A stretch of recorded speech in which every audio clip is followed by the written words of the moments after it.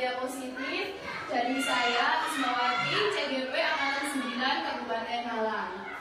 Sebelum kita memulai acara hari ini, marilah kita berdoa menurut agama dan keyakinan masing-masing. Berdoa dimulai.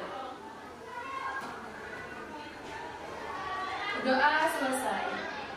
Baiklah Bapak Ibu, langsung saja kita akan memulai diseminasi penerapan budaya positif. Ini adalah bentuk aksi nyata dari modul 1.4 yang berjudul budaya positif. Konsep budaya positif yang akan saya jelaskan diantaranya yaitu perubahan paradigma belajar, disiplin positif, motivasi perilaku manusia, kebutuhan dasar manusia, posisi kontrol restitusi, keyakinan kelas, dan segitiga restitusi. Semua konsep-konsep ini saling berhubungan untuk menciptakan budaya positif di sekolah. Pertama, kita akan bahas mengenai perubahan paradigma belajar. Di sini ada pemateri terlebih dahulu. Saya membutuhkan bantuan dari dua Bapak Ibu guru barangkali untuk menjadi A dan menjadi B. Mungkin siapa yang berkenan menjadi A dan menjadi B? Apakah Bu Endang dan Bu Ica saja? Ya, monggo dipilih Bu Endang menjadi A atau jadi B. Apa maju saja Bu? Monggo maju saja. Nanti saya akan menjelaskan tugasnya. Ayo, Bapak. Yang menjadi A, Bu Endang. Yang B bisa. Tugasnya Bu Endang adalah mengepalkan satu tangan. Coba Bu Endang bayangkan bahwa Bu Endang menyimpan sesuatu yang sangat berharga di dalam kepalan tangan Bu Endang. Bu Endang perlu menjaga barang tersebut sekuat tenaga karena begitu pentingnya untuk kehidupan Bu Endang. Kemudian Bu Ica sebagai B adalah mencoba dengan segala cara untuk membuka kepalan tangannya Bu Endang.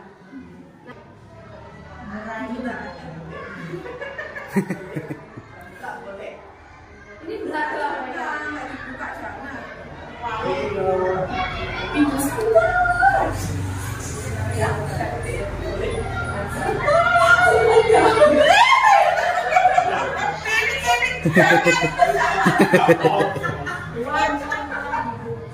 kasih uang, kasih uang, kasih uang. Mau naik uang mau. Es krim mau. Buka dong, tak beli es krim. Ini berharga Bu Endang, berharga sekali Bu Endang. Kan nggak boleh dibuka, nggak boleh. Oke, habis. Terima kasih Bu Endang dan Bu Ica. Jadi sebenarnya dari percobaan tadi kita itu sedang mencoba mengetahui sebenarnya siapa sih yang mengontrol diri kita. Ketika Bu Endang memiliki sesuatu yang berharga, dia genggam erat meskipun mau digoda, ditawari uang maupun dihadik, terus dihasut, dibujuk, Bu Endang bisa saja tidak mau membuka kepala tangannya karena Bu Endang punya kontrol untuk tetap menutupnya. Dan jika pun Bu Endang mau membuka, itu sebenarnya bukan karena rayuan dari Bu Ica, melainkan Bu Endang bersedia dirinya dikontrol oleh Bu Ica. Jadi di sini Bapak Ibu, kita berubah paradigma belajar itu. Kalau dulu kita mengenal adanya stimulus respon. Dalam pembentukan perilaku seseorang, teori behaviorisme itu ada stimulus yang diberikan seseorang, maka akan muncul respon. Tapi sekarang itu sudah tidak berlaku. Yang berlaku adalah teori kontrol yang dikemukakan oleh Dr. William Glasser yang menyatakan bahwa tidak ada orang lain yang bisa mengontrol kita. Yang bisa mengontrol kita adalah diri kita sendiri. Nah, di sini bisa dilihat dalam stimulus respon, saya bisa mengontrol orang lain. Kalau di teori kontrol, Anda tidak bisa mengontrol orang lain. Orang lain bisa mengontrol saya, tapi kalau di sini hanya Anda yang bisa mengontrol diri Anda sendiri. Nah, dari sini munculnya teori kontrol ini menjadi cikal bakal terbentuknya disiplin positif pada diri seseorang. Apa itu disiplin positif? Kalau kita mendengar kata disiplin, pasti dalam bayangan kita artinya adalah menjadi sesuatu yang dilakukan seseorang pada orang lain untuk mendapatkan kepatuhan. Kalau patuh berarti dia Disiplin itu pengertian disiplin dalam budaya kita. Lalu ada seorang tokoh bernama Dian Boston. Dia itu mengartikan disiplin bukan sebagai kepatuhan, melainkan untuk menjadi murid, seseorang harus paham betul alasan mengapa mereka mengikuti suatu ajaran tertentu, sehingga motivasi terbangunnya yaitu motivasi secara intrinsik. Jadi disiplin itu bukan patuh, melainkan berasal dari dirinya berupa motivasi intrinsik sehingga dia mau melakukan suatu tindakan. Nah, dari inilah kemudian muncul istilah disiplin positif. Apa itu disiplin positif? Yaitu usaha menciptakan disiplin diri. Disiplin diri di sini artinya bertanggung jawab terhadap perilakunya, sehingga mereka bisa berperilaku dengan mengacu pada nilai-nilai kebajikan universal dan memiliki motivasi intrinsik. Jadi motivasinya sudah ada di dalam diri. Saya harus berperilaku begini karena saya yakin terhadap nilai kebajikan universal yang saya miliki. Jadi bukan karena dia disuruh orang, dia melakukan sesuatu, bukan. Tapi berasal dari kontrol dirinya sendiri. Dia mau melakukan itu. Maka itulah yang disebut dengan disiplin positif. Tadi ada istilah nilai kebijakan universal. Orang yang memiliki disiplin positif pasti memiliki nilai kebajikan universal yang dia yakini di dalam dirinya. Nilai kebijakan universal ini yang kita ketahui di bidang pendidikan kita sebut dengan profil pelajar Pancasila. Untuk isinya ada beriman bertakwa, berkebinekaan global, gotong royong, kreatif, bernalar kritis, dan juga mandiri. Ada nilai-nilai lain selain P3 ini yang menjadi nilai kebajikan universal. Ada dari IBO Primary Years Program, ada sikap murid, toleransi, rasa hormat, integritas, mandiri, dan seterusnya. Ada 9 pilar karakter, cinta Tuhan dan segala ciptaannya, kemandirian dan tanggung jawab, kejujuran, diplomatis, hormat, santun, dan seterusnya. Selain 3 ini masih ada sebenarnya 3 lagi, tetapi intinya sama. Nilai kebajikan itu adalah nilai yang diyakini secara universal tanpa memandang suku, ras, agama, bahasa, dan sebagainya. Ini diyakini dan diterapkan dalam kehidupan sehari-hari orang yang memiliki disiplin positif. Ketika manusia berperilaku, ketika manusia melakukan tindakan, sebenarnya ada 3 hal yang memotivasinya. Yang pertama, menghindari ketidaknyamanan atau hubungan. Orang yang punya motivasi ini akan bertanya dalam dirinya, apa yang akan terjadi apabila saya tidak melakukannya? Dia berfokusnya pada hukuman apa yang akan dia dapat kalau dia tidak melakukannya. Berarti ini motivasinya secara intrinsik atau ekstrinsik? Ekstrinsik, dari luar. Yang kedua, ini satu tingkat lebih tinggi dari yang pertama, yaitu untuk mendapatkan imbalan atau penghargaan dari orang lain. Apa yang akan saya dapatkan apabila saya melakukannya? Kalau menurut kita mungkin kita memberi penghargaan, memberi bintang misalnya, sehingga anak itu mau berperilaku sesuai keinginan kita. Menurut Bapak Ibu, apakah ini intrinsik atau ekstrinsik yang kedua? Sama, masih ekstrinsik. Dan yang ketiga, ini yang paling tinggi tingkatannya, motivasinya karena menjadi orang yang mereka inginkan dan menghargai diri sendiri dengan nilai-nilai yang mereka percaya. Pertanyaannya, akan menjadi orang seperti apa bila saya melakukannya? Nah, inilah motivasi ketiga inilah yang menimbulkan motivasi intrinsik untuk berperilaku sesuai nilai-nilai yang diyakini. Dan motivasi ketiga inilah yang menciptakan disiplin positif pada diri seseorang, termasuk dalam diri siswa kita nantinya.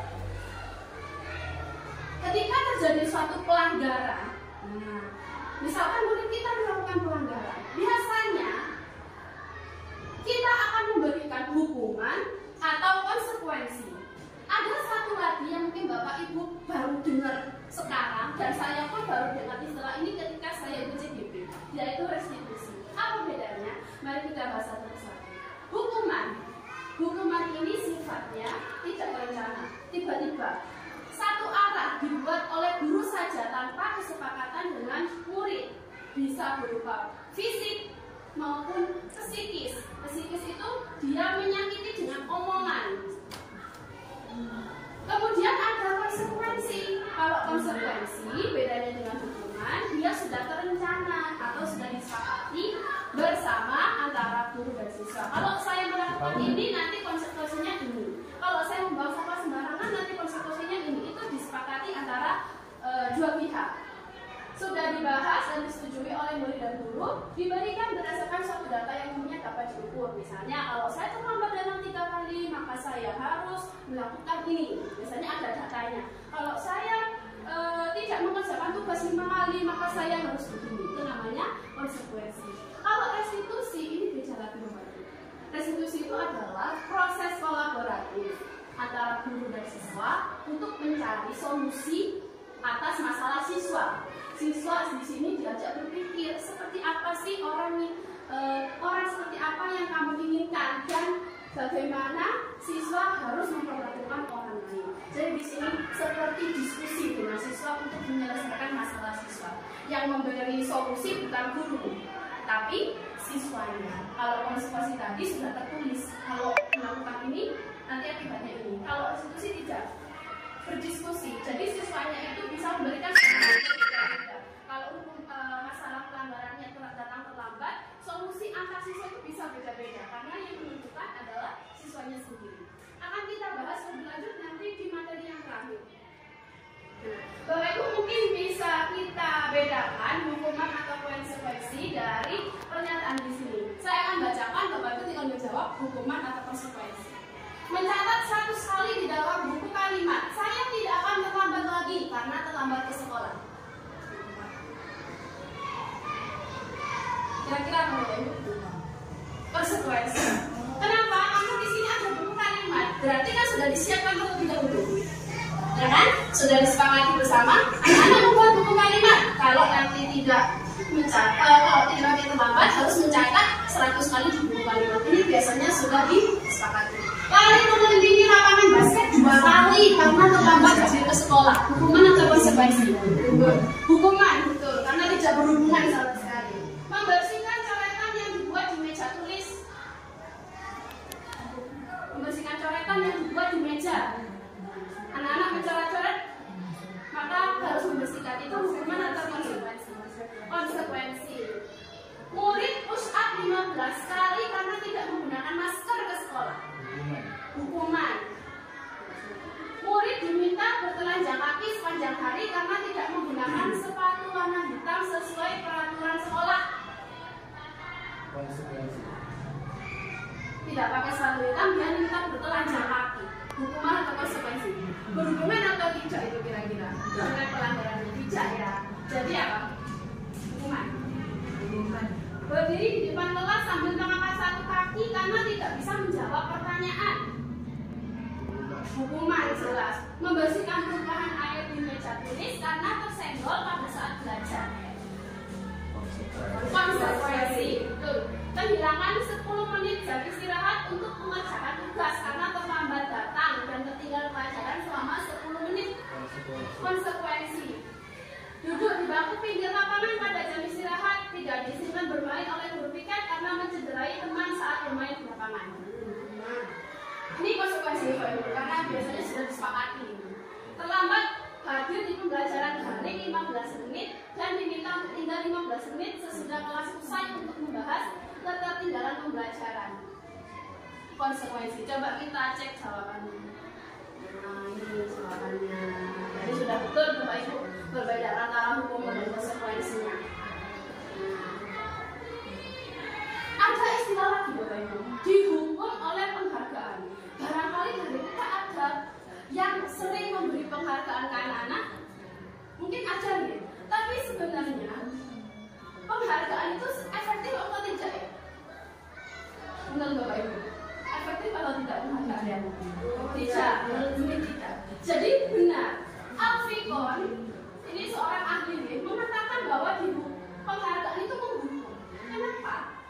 Karena saat kita berulang kali menjadikan hadiah kepada anak-anak agar berperilaku bertanggung jawab misalnya, atau kepada seorang murid agar mempelajari sesuatu yang baru, atau kepada seseorang karyawan agar melakukan pekerjaan yang berkualitas, kita sedang berasumsi bahwa orang tersebut tidak dapat melakukannya. Makanya kita mengiming-imingi dengan penghargaan. bisa melakukan pekerjaan itu. Padahal belum tentu juga dia tidak mau melakukannya kalau tidak ada penghargaan. Makanya dari sini Alfikon ini mengungkapkan baik penghargaan maupun hukuman adalah cara-cara mengontrol perilaku seseorang yang menghancurkan potensi untuk pembelajaran sesungguhnya. Penghargaan itu hanya akan efektif jika kita mengharapkan perilaku untuk jangka waktu yang pendek. Kalau kita terus-menerus memberikan penghargaan dalam jangka waktu panjang, maka anak tersebut ketika kita sudah tidak lagi memberi penghargaan, maka motivasinya akan hilang juga karena bersifat eksternal, bukan internal development. Ketika seseorang melakukan suatu tindakan atau pelanggaran, itu sebenarnya dipengaruhi oleh 5 kebutuhan dasar manusia. Ada yang pertama, kebutuhan bertahan hidup. Yang kedua, kebebasan. Ketiga, kasih sayang dan rasa diterima. Keempat, penguasaan. 5, kesenangan. Semua orang, baik itu anak-anak maupun orang dewasa, pasti akan senantiasa berusaha untuk memenuhi 5 kebutuhan dasar ini dengan berbagai cara. Kalau tidak bisa dengan cara yang positif, maka dia bisa saja melakukan cara-cara yang negatif, yaitu berupa pelanggaran.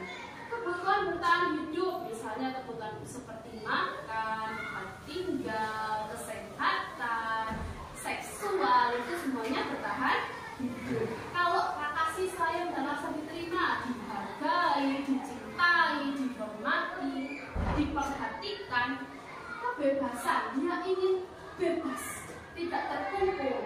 Kesenangan, nah orang juga butuh kesenangan. Penguasaan, dia ingin diakui kemampuannya. Nah, semua orang pasti memiliki 5 kebutuhan dasar ini. Tapi barangkali yang menonjol tidak semuanya barangkali, tapi pasti memiliki 5 ini. Kalau orang itu sudah bisa memenuhi 5 ini, maka hidupnya tentu akan sejahtera dan bahagia. Kalau tidak terpenuhi, dia akan berusaha terus. Dan gimana caranya untuk memenuhinya? Kalau caranya tidak positif, bisa saja caranya nanti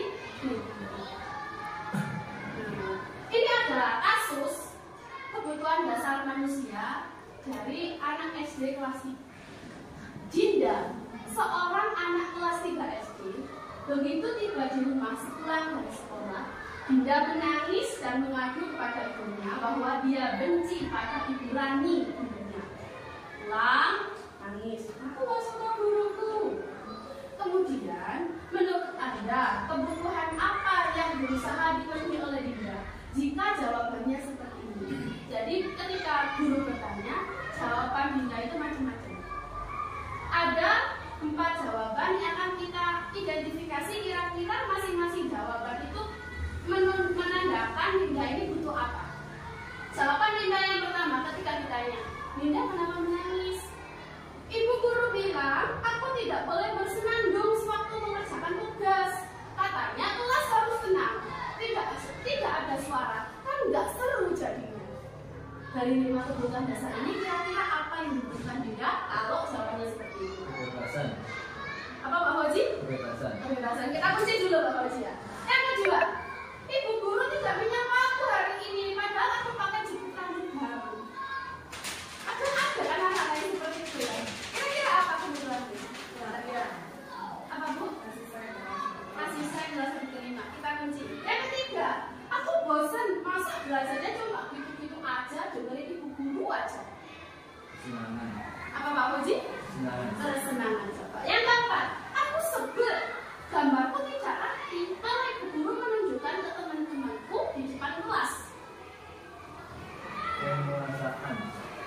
Coba kita cek jawabannya. Nah, yang pertama, betul, kesenangan. Nggak seru jadinya, berarti kan dia butuh kesenangan dalam belajar. Tidak menyapa hari ini ibu guru, dia butuh diperhatikan. Aku bosan masa belajarnya gitu-gitu aja, kebebasan, ingin mencoba hal baru. Aku sebel gambarku nggak rapi malah ditunjukkan ke teman-teman. Berarti kan dia dianggap tidak mampu gitu ya. Penguasaan. Nah, dari sini coba sih barangkali Bapak Ibu punya saran apa tindakan menggunakan guru jika yang dibutuhkan dia itu kesenangan. Ini bisa beda-beda Bapak Ibu, tergantung kebutuhan anak apa. Tindakan kita bisa beda. Kalau kesenangan, nggak boleh bersenandung katanya. Berarti guru bisa merencanakan pembelajaran yang bagaimana. Dengan bersenandung Pak, berarti bisa ditambahi bernyanyi, betul. Ibu guru tidak menyapa, tindakannya gimana? Kalau ada Dinda pakai jepit rambut baru, guru tindakannya bagaimana? Memuji. Iya, bisa memuji. Wah, Dinda, bagus sekali jepitnya. Gitu. Supaya anak kita penuhi kebutuhan kasih sayang. Bosan belajar, masa gitu-gitu aja? Ini bisa kita beri tindakan dengan menerapkan pembelajaran yang kreatif, inovatif, menggunakan anak. Penguasaan, ini gambarnya sudah jelek ditunjukkan ke teman-teman. Harusnya bagaimana kira-kira tindakan begini? Masa jelek ditunjukkan, malu anaknya. Memberi semangat itu sekali. Lanjutkan. Nah, guru dalam mengontrol perilaku murid memiliki 5 kedudukan. Yang pertama, penghukum. Ketika murid melakukan pelanggaran, guru yang menggunakan posisi kontrol penghukum akan menggunakan hukuman fisik maupun verbal. Kata-katanya bisa, patuhi aturan saya, atau awas, kamu selalu saja salah, selalu, pasti selalu, yang terakhir selesai. Nah, ini sudah bentuk hukuman untuk anak. Meskipun tidak fisik, bisa saja menjadi kata-kata. Kemudian, posisi yang lebih tinggi dari penghukum ada pembuat merasa bersalah. Dia menggunakan keheningan yang membuat orang lain merasa tidak nyaman, bersalah, atau bahkan menghukum. Nada bicaranya pelan, tidak seperti penghukum yang membentak-bentak. Itu sangat kecewa sekali dengan kamu. Berapa kali Bapak harus memberitahu kamu merendah, tapi membuat anak itu langsung merasa dirinya itu bersalah. Yang ketiga, teman. Guru yang bertindak sebagai teman dalam mengontrol perilaku murid, dia akan menggunakan hubungan baik atau gembor untuk mempengaruhi perilaku. Ayo, bantulah, demi Bapak ya. Dengan situ, ramah. Ayo, ingat tidak bantu Bapak selama ini. Ini posisi.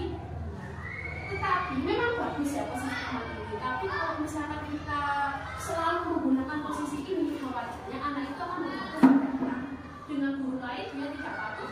Tapi karena dia akan dengan kita patuhnya kepada kita saja. Itu dampaknya. Yang keempat, posisi yang lebih tinggi lagi ada pemangku. Dia menggunakan sanksi atau konsekuensi. Pertanyaannya, kalau ada pelanggaran peraturannya apa? Ada bicaranya apa? Tidak marah, tidak lelem, biasa saja. Peraturannya apa? Apa yang telah kami lakukan? Sanksi atau konsekuensinya apa? Ini biasanya konsekuensinya sudah disepakati ya sebelumnya. Posisi paling tinggi yang kelima yaitu manajer. Kalau di manajer ini, guru itu berbuat sesuatu bersama murid, mempersilahkan murid, mempertanggungjawabkan perilakunya, mendukung murid agar menemukan solusi sendiri atas permasalahannya sendiri. Jadi ketika ada pelanggaran, guru itu memanggil murid. Bukan ditanya apa problemnya, apa konsekuensinya, tidak. Ditanya ada apa, mengapa, kemudian apa solusinya untuk masalah ini. Jadi yang menentukan solusi adalah murid. Tidak ada konsekuensi yang tertulis, tapi murid sendirilah yang menentukan solusinya. Nah, ini nanti di manajer inilah akan terjadi restitusi namanya yang kita bahas sebelumnya tadi. Di sini juga kita menanyakan kepada murid apa yang kita yakini. Nah, ini adalah keyakinan kelas. Jadi memang sebelum menerapkan restitusi, guru dan murid itu perlu membuat keyakinan kelas terlebih dahulu. Nanti akan saya contohkan keyakinan kelas yang ada di kelas 1. Kemudian ditanya, kalau sudah tahu apa yang diyakini, ditanya lagi, apakah kamu meyakininya? Jika kamu meyakininya, apakah kamu bersedia memperbaikinya? Kalau sudah anaknya bersedia, jika kamu memperbaiki ini, hal ini menunjukkan apa tentang dirimu?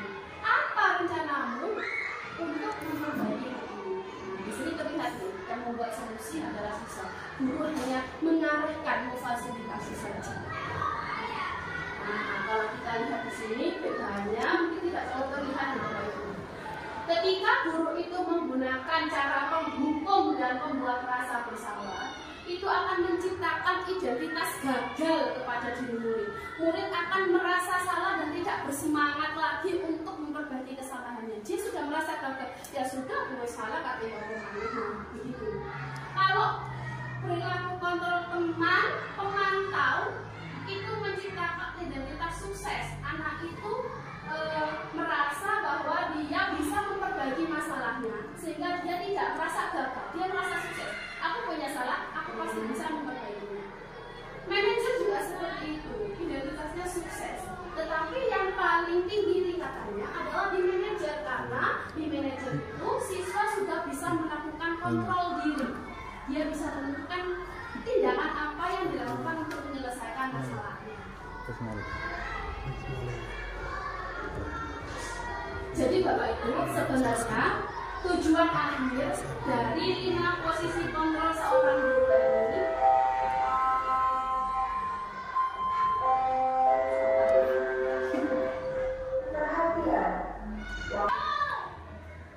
jadi sebenarnya tujuan akhir dari 5 posisi kontrol seorang guru ini adalah untuk mencapai posisi tertinggi, yaitu posisi manajer. Seorang manajer ini sudah pasti menguasai cara-cara posisi kontrol teman dan pemantau. Pasti dia sudah menguasai. Ketika sudah menguasai, dia akan berusaha untuk mencapai posisi sebagai manajer. Di mana di posisi inilah murid dapat menjadi pribadi yang mandiri, merdeka, dan bertanggung jawab atas segala perilaku dan sikapnya, yang pada akhirnya dapat menciptakan lingkungan yang positif, nyaman, dan aman. Jadi kalau saya tanya kepada Bapak Ibu, kira-kira selama ini Bapak Ibu itu ada di posisi kontrol yang mana dari 5 itu? Campur-campur Bendang, kira-kira apa Bendang campurannya? Kalau manajer barangkali apa sudah dilakukan Bendang menanyakan keyakinan anak? Ya sudah, sekali waktu ada manajer, ada terus jadi yang kayak pemantau. juga. Ya, Sekarang memang kan nggak boleh ya, ya memang. Iya, terutama yang penghukum itu kalau bisa jangan dipakai. Pembuat rasa bersalah juga seperti itu karena menimbulkan identitas gagal. Jadi di teori dihukum oleh pemerintahan itu ada yang mengatakan Alfikol itu begini, menghukum yang tidak mendapat penghargaan. Itu yang seperti misalnya kita menerapkan sistem ranking 1, ranking 2, ranking 3. Yang paling merasa dihukum itu adalah yang ranking 2. Pasti yang paling merasa dihukum itu ranking 2 karena dia bisa ya, saya nggak bisa ranking 1, kurang sedikit. Kalau yang ranking bawah mungkin ya sudah, biarkan jauh juga dari ranking 1. Yang merasa paling dihukum adalah ranking 2. Makanya kita itu sebaiknya memang tidak memberikan ranking untuk anak-anak. Apalagi di kurikulum merdeka sebaiknya memang tidak ada ranking untuk menghindari identitas gagal ini sebenarnya. Tadi ada 5 posisi kontrol guru ya. Saya ulangi, mungkin pertama itu penghukum, pembuat merasa bersalah, teman, pemantau, dan manajer. Posisi tertinggi adalah manajer yang menerapkan segitiga restitusi dalam menyelesaikan masalah. Di sini saya punya pernyataan kalimat dari seorang guru. Bapak Ibu mungkin bisa membantu saya untuk menentukan guru dengan posisi kontrol mana yang mengatakan ini. Saya kecewa sekali dengan kamu. Itu yang nomor 2. 2. Pembuat merasa bersalah. Kamu tidak pernah benar melakukannya. Nomor 1. Penghukum nomor 1. Ayolah, lakukan demi saya ya. Yang Teman. 3. Teman. Apakah kamu mau mendapatkan stiker bintang hari ini? 4 tadi apa, Bu? Pemantau. Teman bisa ya. Iya. Bagaimana kamu bisa menyelesaikan masalah ini? Anak mencari solusi sendiri. Yang paling tinggi tadi. Manajer. Manajer. Kamu selalu yang paling terakhir. Marah. Penghukum. Iya. Kamu tidak akan mendapatkan bintang bila tidak menyelesaikan tugas ini ya.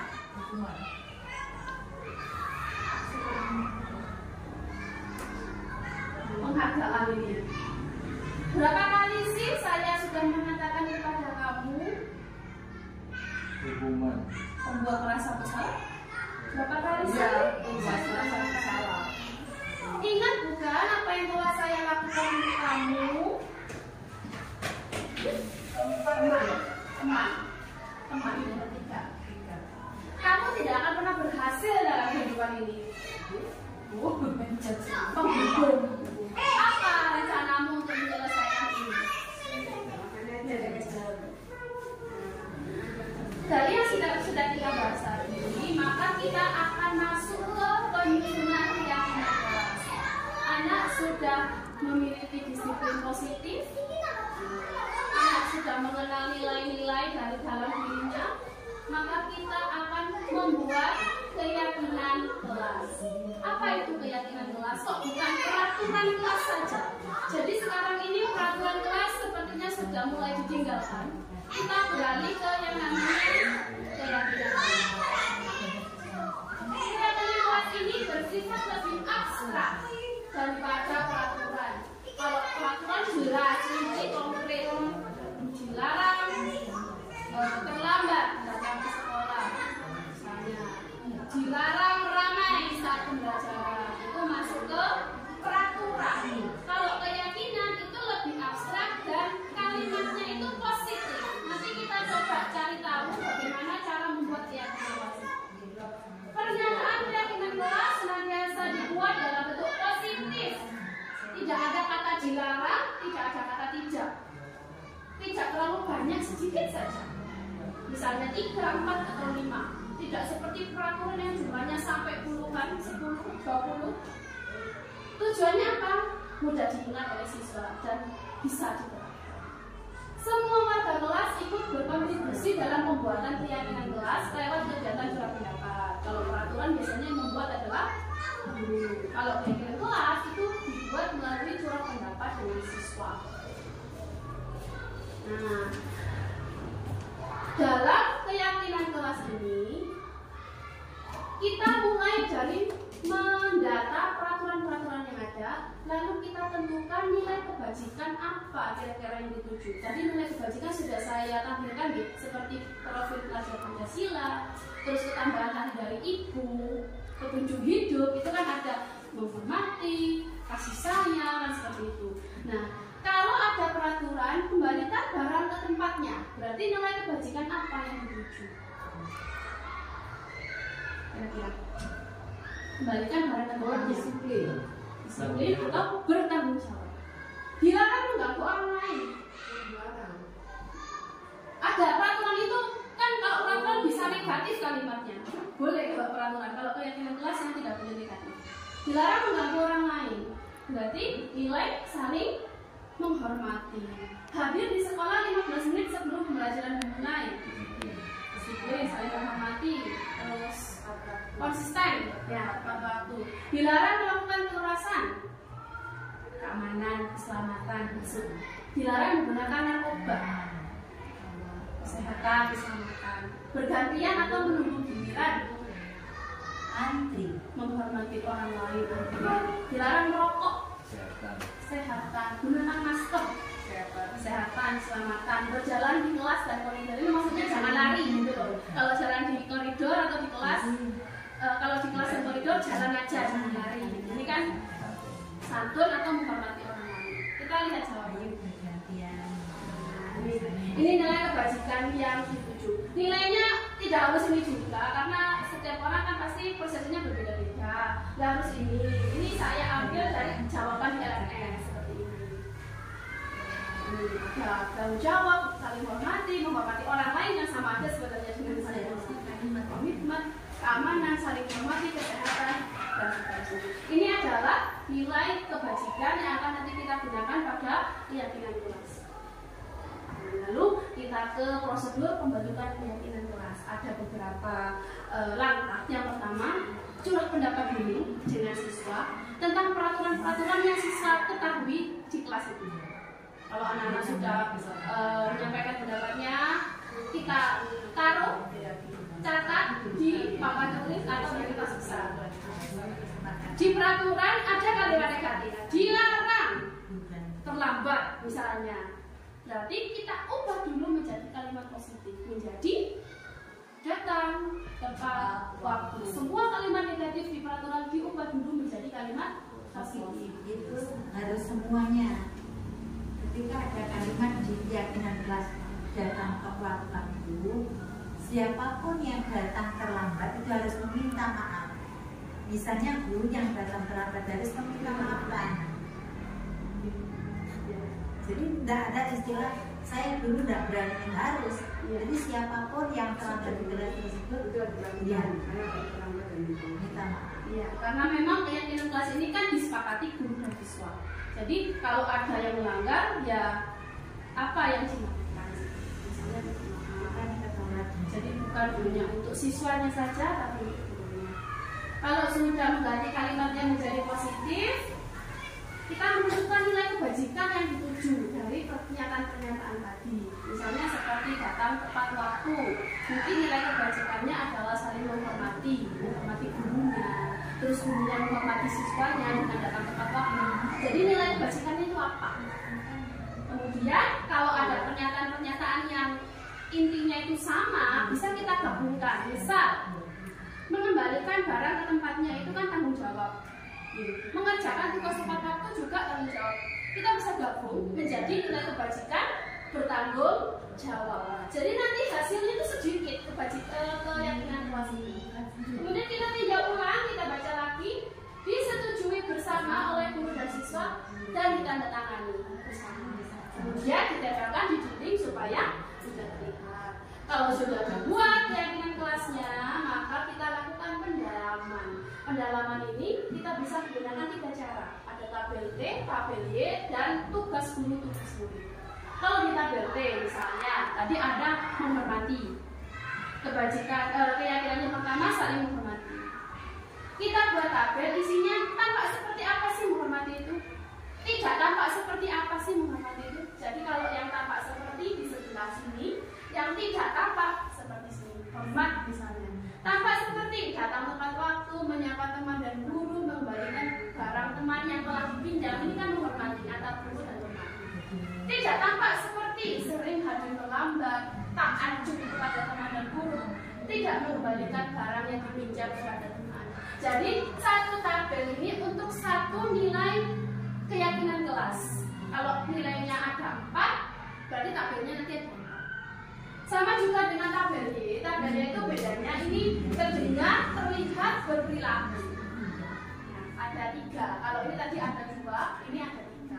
Ada lagi cara yang ketiga, pendalamannya dengan kegiatan tugas saya, tugas kamu, tugas guru, tugas murid. Nah, nanti guru tugasnya, murid tugasnya, guru tugasnya bukan, murid tugasnya bukan. Jadi ini diisi bersama antara guru dan siswa. Ini untuk pendalamannya.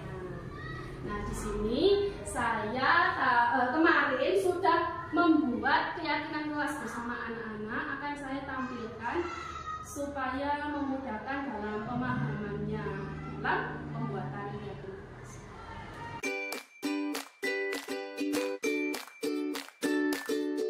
Hari ini kita akan membuat sesuatu. Kalau anak-anak baca di sini, apa judulnya ya? Kita akan membuat keyakinan kelas 1. Apa itu keyakinan? Ada yang tahu? Harus jujur.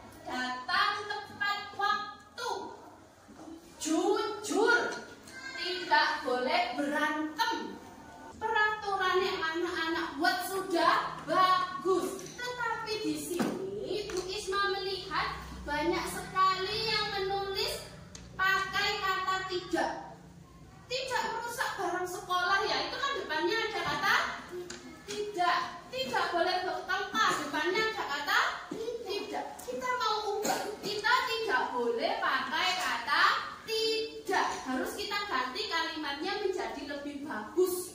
Caranya begini, tidak merusak barang sekolah berarti kita ubah bagaimana ya? Menjaga barang di kelas, karena peraturan kelas makanya barangnya barang yang ada di kelas. Berarti kita ganti apa?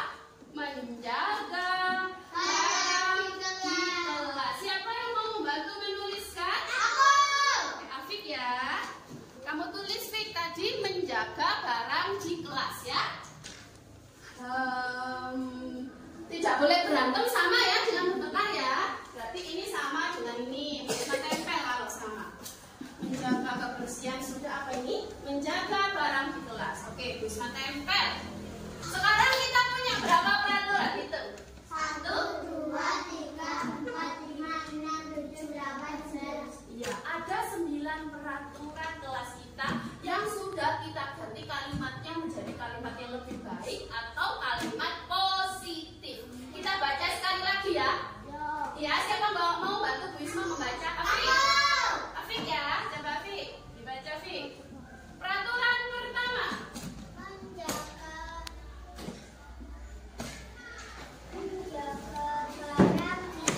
Menjaga barang di kelas.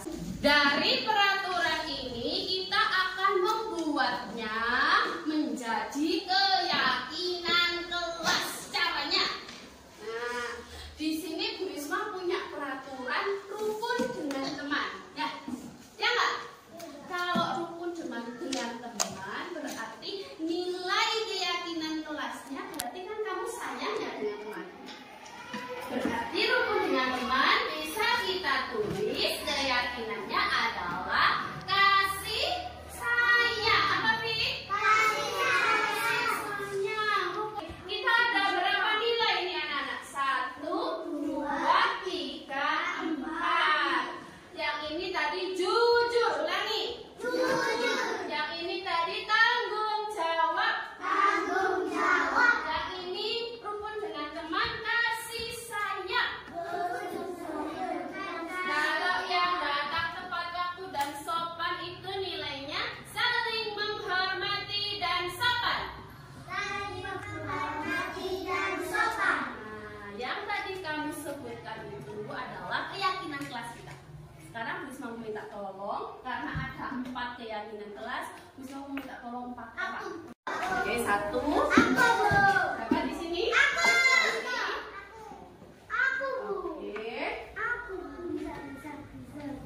4.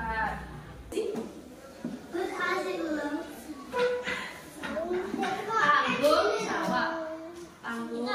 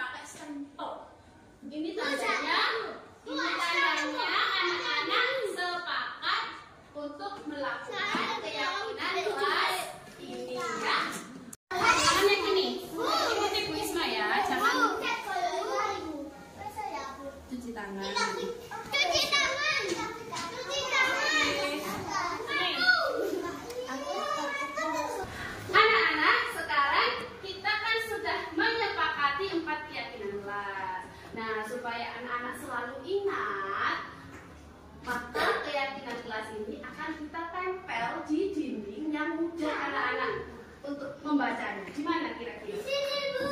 Di mana? Bisa? Nah, situ, Bu. Bisa bantu Bu Risma? Bisa? Ya, bisa aja.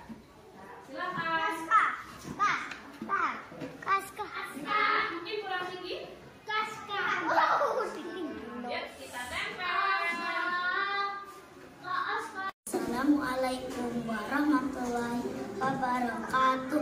Perkenalkan, nama aku Rara. Saya kelas 1. Aku senang diajak berdiskusi membuat keyakinan kelas 1. Ada 4. 1. Jujur. 2. Tanggung jawab. 3. Kasih sayang. 4. Saling menghormati. Aku janji akan melaksanakan keyakinan kelas 1. Terima kasih. Wassalamualaikum warahmatullahi wabarakatuh. Dari pembuatan keyakinan kelas 1 tadi, hasilnya ada di sebelah sana. Jadi kelas 1 sudah membuat 4 keyakinan kelas. Kemudian apa tindak lanjut dari keyakinan kelas yang sudah dibuat kelas 1? Selanjutnya saya akan melakukan pendalaman keyakinan kelas melalui kegiatan berkelompok dengan mengisi KPT, KBD atau tugas guru, tugas murid. Ini belum saya lakukan untuk pendalamannya. Masih sampai di menghasilkan buah-buah keyakinan kelas. Bapak Ibu, tadi kita sudah membahas tentang posisi kontrol yang nomor 5, yaitu manajer. Ketika seseorang guru menerapkan posisi kontrol manajer, dia akan melakukan yang namanya segitiga restitusi. Apa itu restitusi? Restitusi adalah proses menciptakan kondisi bagi murid untuk memperbaiki kesalahan mereka, sehingga mereka bisa kembali pada kelompok mereka dengan karakter yang lebih kuat. Ketika melakukan kesalahan, kita bantu dia untuk menyelesaikan sendiri masalahnya, sehingga waktu dia kembali ke teman-temannya, dia bisa menjadi anak yang lebih baik lagi, karakternya lebih kuat. Tujuannya yaitu agar menjadikan murid memiliki tujuan, disiplin positif, dan memulihkan dirinya setelah berbuat salah. Cirinya ada beberapa di sini. Bukan untuk menebus kesalahan, melainkan belajar dari kesalahan. Memperbaiki hubungan murid dan guru, murid dan murid. Tawaran, bukan paksaan. Guru menawarkan apakah murid mau memperbaikinya. Solusinya apa juga berasal dari murid.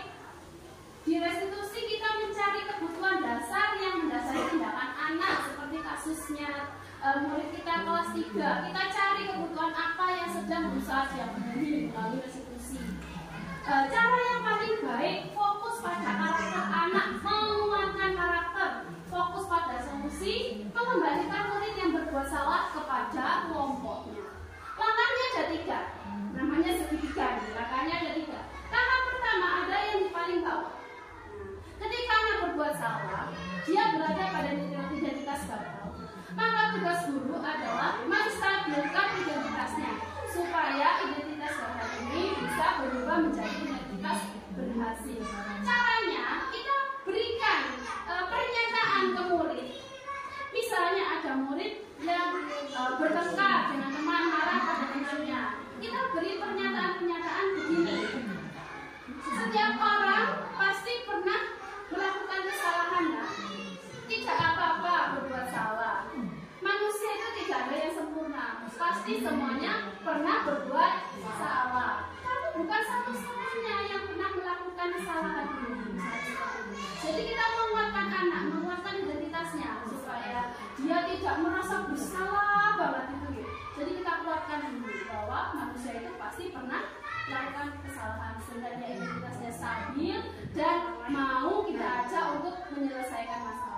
Yang kedua, kalau sudah identitasnya stabil, kita masuk ke langkah yang sebelah kiri, yaitu validasi tindakan yang salah. Caranya dengan kita menyampaikan ke anak. Nah, ibu tahu kamu melakukan ini, kamu pasti punya alasan. coba ceritakan. Anak-anak akan bercerita masalahnya apa yang terjadi, alasannya apa, anak-anak akan bercerita. Adakah cara yang lebih efektif untuk mendapatkan yang kamu butuhkan? Bu guru senang kamu tidak melakukan hal yang lebih parah dari ini. Kamu tidak sampai berkelahi dengan temanmu. Bisa juga dengan kata-kata seperti itu. Jadi kita validasi bahwa tindakannya salah, cari tahu alasannya. Langkah yang ketiga yaitu menanyakan keyakinan. Karena anak-anak sudah punya keyakinan kelas, sudah punya nilai-nilai yang diyakini, maka kita bisa masuk. Ketika anak-anak melakukan kesalahan, kita tanya, keyakinan kelas apa yang telah kita sepakati? Keyakinan kelas apa yang telah kamu langgar? Misalkan anak yang marah berkelahi dengan teman, berarti mungkin dia telah melanggar keyakinan kasih sayang. Anak-anak menyatakan, ya Bu, saya melanggar keyakinan kasih sayang. Apa yang akan kamu lakukan untuk memperbaiki masalah ini? Nah, ini anak yang menentukan di tahap yang ketiga yaitu menanyakan keyakinan. Juga sudah menerapkan segitiga restitusi ini untuk mengatasi masalah dua murid saya. Kasus yang satu saya beri judul kemarahan Bizar. Kasus yang kedua saya beri judul terlambat datang ke sekolah. Nanti di video yang akan saya tampilkan akan ada 3 langkah restitusi yang saya lakukan untuk menyelesaikan masalah dua anak ini.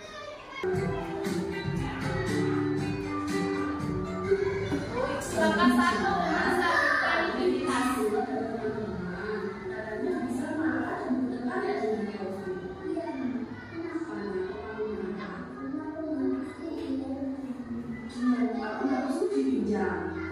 Tidak izin.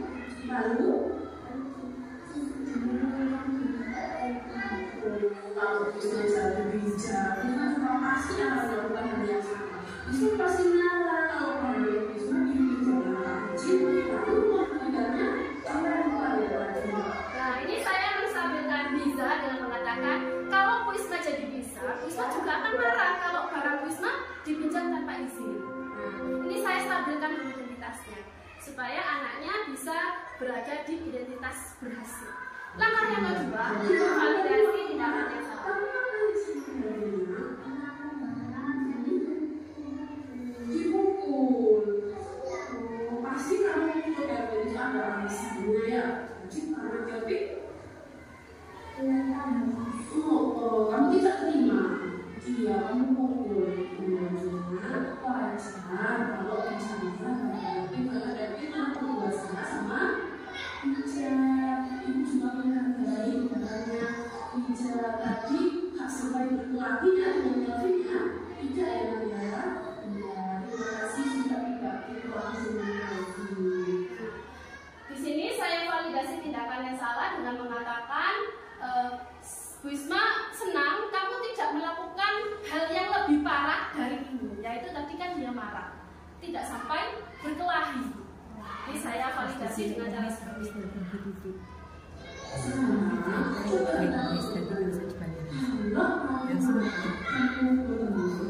Itu sesuai tidak sih dengan keyakinan kelas kita? Tidak sesuai dengan kelas apa yang sudah dimaksud. Termasuk perilaku yang bagaimana? Yang baik atau tidak baik? Iya, itu adalah perilaku yang tidak baik. Ya.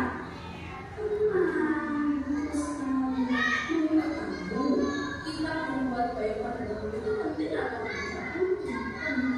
Kalau penting, berarti kalau sekarang sepadan nasihati, jadi kamu bersedia ya dalam pada diri sendiri. Bisa sih menjadi masalah. Ya, jadi apa yang sebenarnya digunakan? Di sini saya menanyakan ke Bijar, apakah Bijar bersedia menyelesaikan masalah ini dan apa yang akan kamu lakukan. Jadi kata Bijar, dia akan menasehati Kelvin kalau pinjam barang harus minta izin dan mengembalikannya dengan baik-baik. Itu solusi dari Bijar sendiri, bukan dari saya sebagai guru.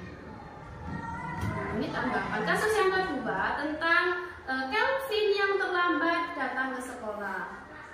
Tadi Bu Isma lihat kamu terlambat ya datang ke sekolah. Iya, menurut kamu terlambat datang sekolah itu perbuatan benar atau salah? Salahnya, jadi berbuat salah itu tidak apa. Hal yang wajar kok, terlambat itu hal yang wajar. Nggak cuma kamu di rumah itu juga pasti pernah ada yang terlambat.